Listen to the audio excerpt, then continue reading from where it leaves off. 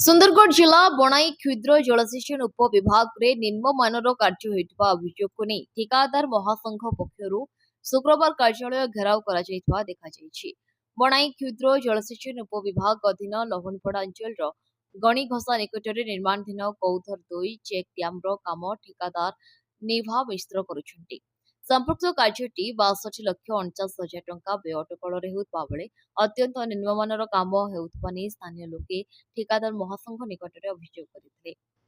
ଅଭିଯୋଗ ପାଇବା ପରେ ସଂଘ ପକ୍ଷରୁ ଏକ ପ୍ରତିନିଧି ଦଳ ଆଜି ବଣାଇରେ ପହଞ୍ଚିଥିଲେ। ଠିକାଦାର ମହାସଂଘର ସଭାପତି ତାପସ କୁମାର ଆଚାର୍ଯ୍ୟଙ୍କ ନେତୃତ୍ୱରେ ଆସିଥିବା ପ୍ରତିନିଧି ଦଳକୁ ବଣାଇ କ୍ଷୁଦ୍ର ଜଳସେଚନ ବିଭାଗର କନିଷ୍ଠ ଯନ୍ତ୍ରୀ ଅସହଯୋଗ କରିଥିବାରୁ ପରିସ୍ଥିତି ଉତ୍ତେଜନାମୂଳକ ହୋଇଉଠିଥିଲା। उद्युक्त ठेकादार माने उपविभागीय कार्यालय को घेराव करिबा परे सहकारी निर्वाही जंत्री सत्यजित राउत सेठारे पहुंची आलोचना करथिले। परे परिस्थिति शांत पड़िथिला। से तदंतर प्रतिश्रुति देबा सह ठेकादार संघर उपस्थिति रे तदंत कराजिबो बोली कहिथिले। एथिरे संघ पक्षरु पुनः सहयोग कराजिबो बोली कर्मकर्ता माने जणाइथिले।